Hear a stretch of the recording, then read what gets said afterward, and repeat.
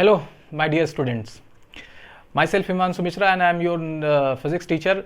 We have started the first unit in last video. As you have seen that the unit is motion and we have discussed some part like state of rest and state of motion. So अगर आपने पहले video देखा है तो आपको ये इस video समझ में आने वाली है. If you missed that then please watch the previous video because the concept will be depend on the previous video.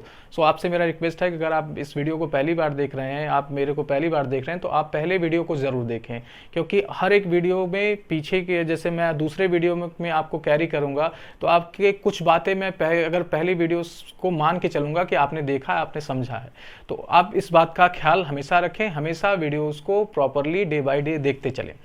तो लास्ट वीडियो में we have discussed state of rest, state of motion and position of the particle. Okay, अब हमें चलना है आगे की तरफ. Now we will discuss the distance and displacement. Before this I would like to introduce the concepts of scalar and vector. Scalar और vector क्या है, इनके बारे में हम बात करेंगे इस वीडियो में. देखिए, आपके सिलेबस में बहुत ही छोटी बात होती है scalar and vector. You will study it in detail when you will be in class 11th and you will pick maths और bio portion. All and all if you study the physics in class 11 and 12th तो आप वहाँ क्या करेंगे, इसको detail में पढ़ेंगे, but at your level you have to just have a little information about scalar and vector. That's what I am going to do. That आपको मैं बताने जा रहा हूँ कि स्केलर और वेक्टर्स क्या होंगे. ये आपके लिए एक्स्ट्रा है, बहुत इसमें आपको उलझने की ज़रूरत नहीं है कि बहुत ज़्यादा आप इसमें परेशान हो जाएं, बट एक इंफॉर्मेशन लेवल की बात आप जानते रहिए. चलिए, तो पहले तो हम बात करते हैं कि व्हाट क्वांटिटीज़ हैं क्या.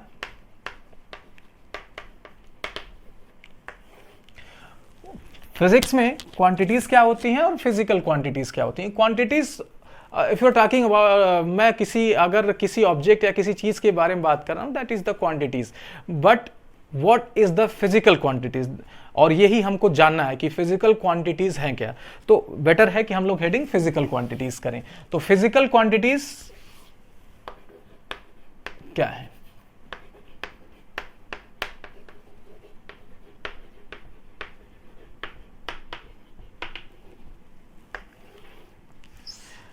बेटे, in physics the physical quantities are those quantities which can be measured or somehow can be measured.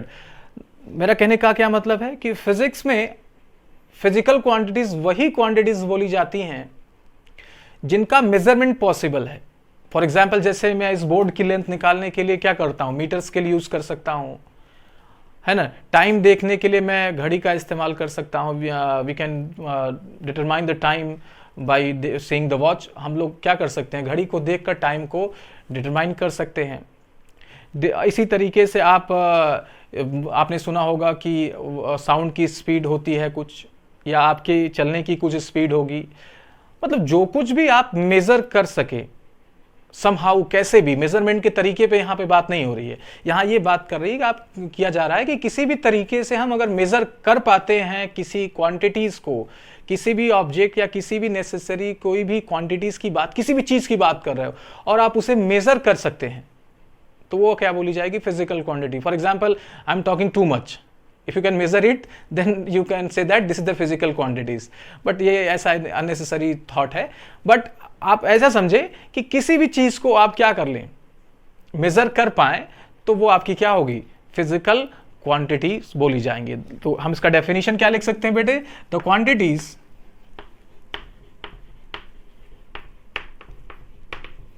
which can be measured, which can be measured are called physical quantity. Either you can say physical quantities. This is the definition. Okay. अब बेटे यहाँ पर आपको मेरे ख्याल से समझ में आना चाहिए. आप वीडियो को पॉज करके इसको अपने कॉपी में डेफिनेशन लिखें और मैं बात करता हूँ आगे. अब आप ये समझिए कि कुछ ऐसी क्वांटिटीज़ हैं, जैसे मैं आपसे बोलूं कि बेटे आप घर से निकले और रैंडम, मतलब आप वॉक करने निकले हैं, निकले गए और चले आए, घूम घूम के चले आए, कोई भी आपका डायरेक्शन नहीं, कोई आपको बस घूमने का मन था, आप निकले और घूम के चले आए। बट अगर आपको कहीं किसी पॉइंट पर जाना हो तब, फॉर एग्जाम्पल आपको मामा के यहाँ जाना है, आपको स्कूल जाना है, मतलब you must have some destination, मतलब आपके पास कोई एक ऐसा पॉइंट है जहां पे आपको जाना है, then you will follow the shortest path. तब आप कोशिश करेंगे कि हम कम से कम क्या करें, दूरी तय करें वहां जाने के लिए। मतलब यहां पे एक चीज आपको दोनों मोशन में एक क्या हुआ, आइडिया क्लियर हुआ। एक आपका रैंडम वॉक है कि आप घर से निकले, इस गली से उस गली, इस गली से उस गली, फाइनली आप अपने घर पे घूम के आ गए।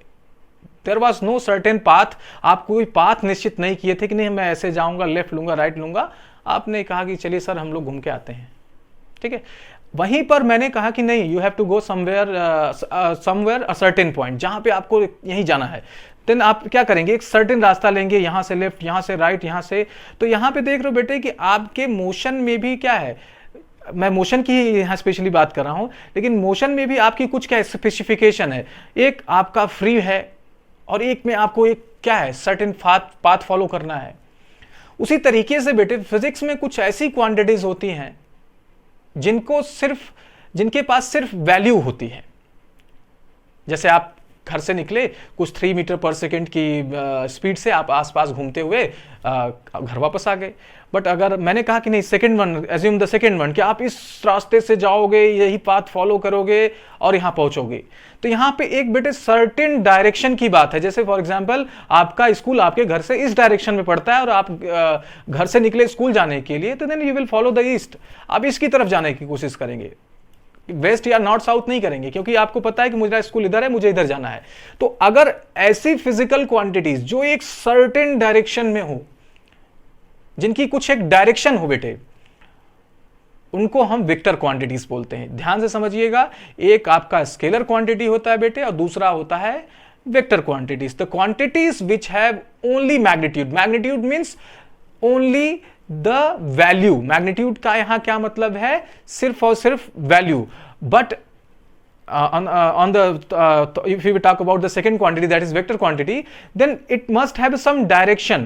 अगर इसके पास क्या बात करें वेक्टर की, तो इसके पास बेटे मैग्नीट्यूड भी होगा और साथ ही डायरेक्शन में होगा। फॉर एग्जाम्पल, जैसे मैं फिर से उस एग्जाम्पल में चलता हूं कि आप रैंडम वॉक में निकले हैं, आप पैदल चल रहे हैं और घर आ गए, है ना। लेकिन जब आप स्कूल जा रहे हैं तो आपकी हो सकता है पैदल चलने में दोनों की वैल्यूज, मतलब 3 मीटर पर सेकेंड की वॉकिंग से आप घर जा रहे हो, घर वापस आ रहे हो घूम के, और 3 मीटर पर सेकेंड की वॉक से ही आप क्या कर रहे हो, स्कूल जा रहे हो। फॉर एग्जांपल आप वॉकिंग डिस्टेंस पर हैं स्कूल से, तो दोनों में देखिए जो 3 मीटर पर सेकेंड की मैं बात कर रहा हूं, जो स्पीड की मैं बात कर रहा हूं बेटे, वो आपकी स्पीड हो सकती, मैग्नीट्यूड हो सकती है, वो आपकी चलने की वैल्यू हो सकती है, वो आप वॉक करने की मैग्नीट्यूड हो सकती है। तो वैल्यू बोलिए या मैग्नीट्यूड बोलिए, दोनों की बातें सेम, दोनों बातें सेम रखती हैं, लेकिन जनरली फिजिक्स में मैग्नीट्यूड बोला जाता है। तो ये जो 3 मीटर पर सेकेंड मैं एक एग्जांपल के तौर पे ले रहा हूं, तो ये आपकी क्या है, मैग्नीट्यूड है। बट आप एक में रैंडमली कहीं भी जा रहे हो, एक में कुछ एक सर्टेन डायरेक्शन है, और वही डायरेक्शन इसको स्पेसिफिक बनाता है बेटे, और इसीलिए इसको क्या बोला जाता है, ऐसे ही क्वांटिटीज को वेक्टर क्वांटिटीज का नाम दिया जाता है। तो स्केलर क्वांटिटीज बेटे those quantities which have magnitude only, और vector quantities are those quantities which have magnitude as well as some certain direction, यानी इनके पास क्या हो, डायरेक्शन भी हो। अब आपके मन में ये आइडिया आया कि हाँ, इसका मतलब सिर्फ मोशन में ऐसा हो सकता है? नहीं बेटे, मोशन इज मतलब मोशन में मैंने जो एग्जांपल लिया, ये it is kind of example only. ये ऐसे बहुत सारे आपके स्केलर क्वांटिटीज हो सकती हैं और बहुत सारी वेक्टर क्वांटिटीज हो सकती हैं। आप क्या करेंगे, चैप्टर बाय चैप्टर, आपके जितने चैप्टर्स में है, जितनी क्वांटिटीज आपको 9th के लेवल में पढ़ने हैं, वहां पे मैं बताऊंगा कि ये स्केलर है या फिजिकल आपका वेक्टर है। उसी तरीके से जब आप क्लास 10 स्टैंडर्ड पे आएंगे, वो जो क्वांटिटीज आएंगी वहां पे भी मैं स्केलर और वेक्टर का जिक्र करूंगा। फिर जब आप क्लास 11 12th में जाएंगे, then you will study it in detail. आपको क्या होगा, इसकी डिटेल स्टडी बताई जाएगी, तब आप उसमें बेहतर अच्छा परफॉर्म करेंगे, अच्छा समझेंगे। चलिए, तो थोड़ी सी बात मैं स्केलर और वेक्टर की कर लेता हूं, तब हम लोग डिस्टेंस और डिस्प्लेसमेंट पर आते हैं। चलिए, तो पहले बात करते हैं स्केलर क्वांटिटीज या scalar quantity.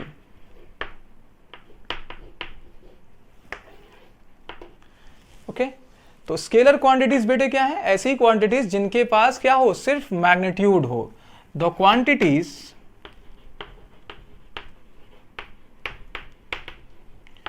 which has magnitude only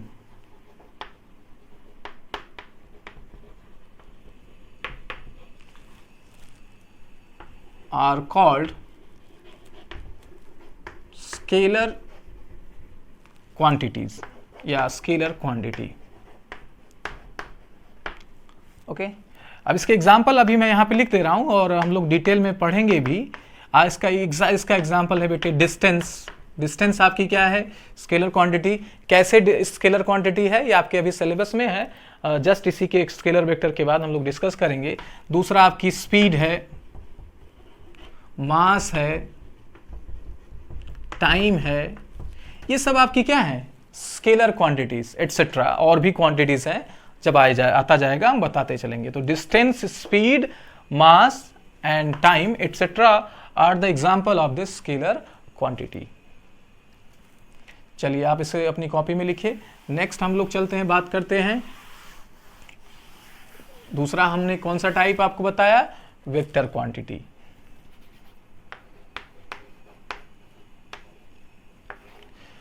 vector quantities बेटे कैसे होते हैं?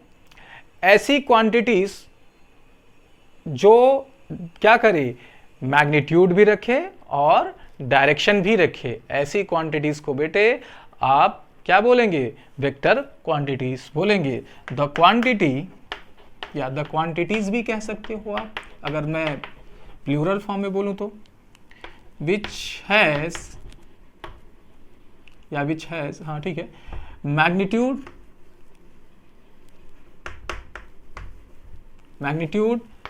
as well as certain direction are called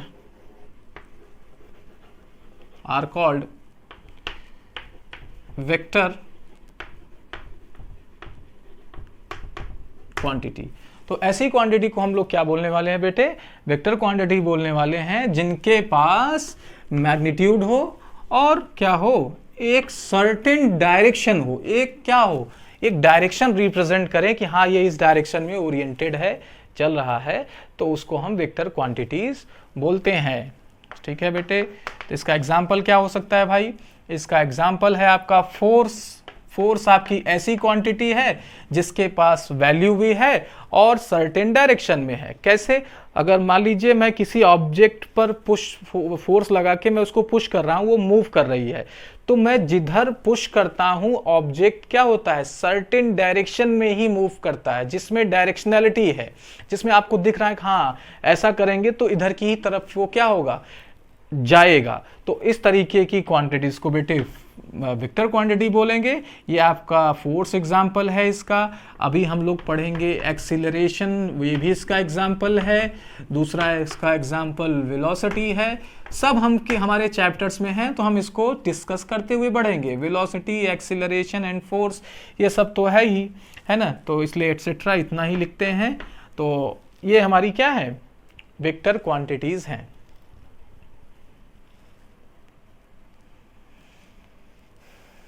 चलिए, आपको मेरे ख्याल से ये बातें समझ में आ गई होंगी।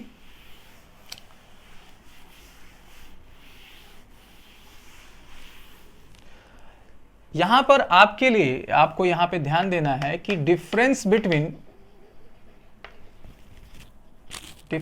Between scalar and vector quantity. तो आपके स्केलर और वेक्टर क्वांटिटी में डिफरेंस क्या होगा? तो आप एक कॉलम बना लीजिए जिसमें एक पार्ट में आप स्केलर लिखिए बेटे। मैं इसको, ये आपकी हेडिंग होनी चाहिए, और यहाँ पे आप लिखिए स्केलर और यहाँ पे लिखिए वेक्टर। तो जैसा कि आप मान लीजिए आपने पहले पढ़ा, आपको मैंने पहले ही लाइन में बताया कि स्केलर क्वांटिटीज ऐसी क्वांटिटीज होती हैं जिनमें क्या होता है? सिर्फ और सिर्फ मैग्नीट्यूड होता है। और ये ऐसी क्वांटिटी होती है जिसमें क्या होता है? सर्टेन डायरेक्शन होता है, यानी मैग्नीट्यूड भी होता है और डायरेक्शन भी होता है। तो पहला डिफरेंस यही हो गया। पहला डिफरेंस क्या, इट हैज, यहां पे ऐसे कर लीजिएगा, ओनली मैग्नीट्यूड,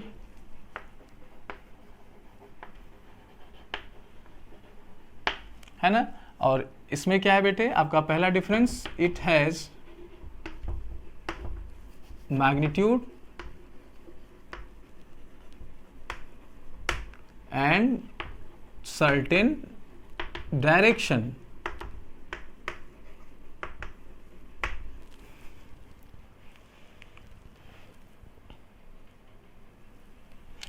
चलिए दूसरा बेटे, स्केलर जो क्वांटिटीज हैं वो बेटे कभी भी आपकी नेगेटिव नहीं हो सकती। जीरो हो भी सकती हैं लेकिन नेगेटिव तो कभी नहीं होती। फॉर एग्जाम्पल जैसे मैं मास की बात करूं, मास आपका क्या है, जैसे हमारे बॉडी का जो मान लो मास है, मास एक्चुअली होता क्या है, quantity of matter in object, किसी ऑब्जेक्ट में कितना मैटर भरा हुआ है वो उसका मास बोला जाएगा। तो अगर ऑब्जेक्ट है तो बेटे मास तो होगा ही, और अगर ऑब्जेक्ट नहीं है तो मास जीरो है। तो इसका कोई ऑब्जेक्ट हम कह ही नहीं सकते, अगर कोई चीज सामने नहीं दिख रही तो उसको ऑब्जेक्ट कैसे बोलेंगे। तो इसके वैल्यूज क्या हो सकते हैं, आपकी जीरो मतलब पॉजिटिव हो सकती हैं, और इसकी वैल्यू क्या हो सकती है, पॉजिटिव हो सकती है, जीरो भी हो सकती है और नेगेटिव भी हो सकती है। तो जैसे मैंने कहा कि अगर मास की बात करें तो मास आपका क्या होगा, अगर ऑब्जेक्ट देख रहे हो तो उसमें मास है, तो आप कह रहे हो कि हाँ बेटे सर जी ये आपका ऑब्जेक्ट है, इसमें मास है, तो ये क्या होगा, कुछ नॉन जीरो पॉजिटिव वैल्यू रखेगा। लेकिन अगर जीरो मास है तो ऑब्जेक्ट आपको सामने कुछ दिखेगा ही नहीं, तो ऑब्जेक्ट तो है ही नहीं। इसी तरीके से नेगेटिव की बात तो हो ही नहीं सकती, जब जीरो की बात नहीं है तो माइनस में वैल्यू कैसे होगा, बिल्कुल नहीं होगा। अच्छा, तो इसमें कैसे माइनस है सर, तो इसको ऐसे समझा जा सकता है कि बेटे आपको फॉर एग्जांपल जैसे आपका ये क्या है, मान लीजिए कोई रेफरेंस पोजीशन है, दैट मीन्स आपका घर है मान लीजिए, और ये आपका स्कूल है, आपको इधर जाना है, लेकिन आप बाय मिस्टेक फर्स्ट डे जा रहे हो और कोई आपके लिए घर पे छोड़ने के लिए नहीं है, आपको बता दिया गया था कि इधर जाओगे स्कूल आ जाएगा, लेकिन बाय मिस्टेक आप इधर जाना शुरू कर दिए। तो जो आपकी क्या है डायरेक्शन है वो अपोजिट है। तो यहां पे आपको जो मोशन डिफाइन किया गया था, जो चलना आपको डिफाइन किया गया था वो इधर था, लेकिन आपने कहा कि नहीं हम इधर चलेंगे। तो इधर जब चले तो आप अपोजिट डायरेक्शन में चले, जब अपोजिट डायरेक्शन में चले तो आपके लिए क्या हो गया, यहां पर नेगेटिव वैल्यू हो गया। हम क्वांटिटी पढ़ेंगे, इस क्वांटिटी को नेगेटिव डिस्प्लेसमेंट बोला जाता है। आपको कहा गया कि इस ऑब्जेक्ट, मान लीजिए ऑब्जेक्ट है, इस पर इधर फोर्स लगाना है, इसको पीछे की तरफ लाना है, लेकिन आपने बाय मिस्टेक फोर्स को अपोजिट डायरेक्शन में लगा के आगे की तरफ कर दिया। तो जो आएगा, जो जिसने आपको ये कमांड दिया था, जिसने आपको काम दिया था, वो बोलेगा अरे यार तुमने तो उल्टा कर दिया, you did in negative direction. तो वेक्टर क्वांटिटीज में बेटे नेगेटिव वैल्यूज भी क्या होती हैं, एग्जिस्ट करती हैं। और यहां पर बेटे आपकी पॉजिटिव वैल्यू होती है, और यहां पर क्या होती है, पॉजिटिव, नेगेटिव और जीरो भी हो सकता है। ठीक है, इट हैज पॉजिटिव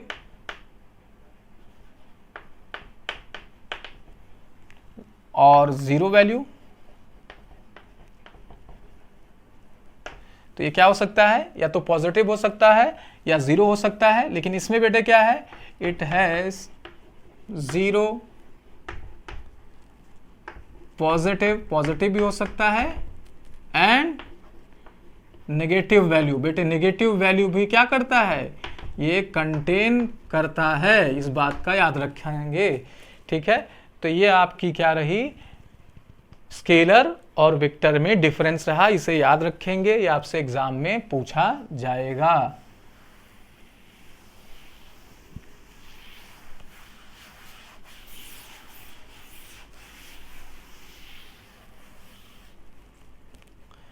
चलिए, तो ये डिस्टेंस और डिस्प्लेसमेंट की बात रही, आई एम सॉरी, स्केलर और वेक्टर की बात रही। अब हमें जानना है नेक्स्ट, मतलब अब नेक्स्ट वीडियो में ही होगा, डिस्टेंस और डिस्प्लेसमेंट के बारे में जानना है तो आप बी अवेयर, आप क्लासेस को अच्छे से देखिए, अच्छे से नोट करिए, जो भी प्रॉब्लम आए वो मेरे से बात करिए कि सर मेरे को ये प्रॉब्लम आ रही है, हम उसको दूर करने की पूरी कोशिश करेंगे। और कोरोना में घर में रहिए, सेफ रहिए और खुश रहिए। धन्यवाद।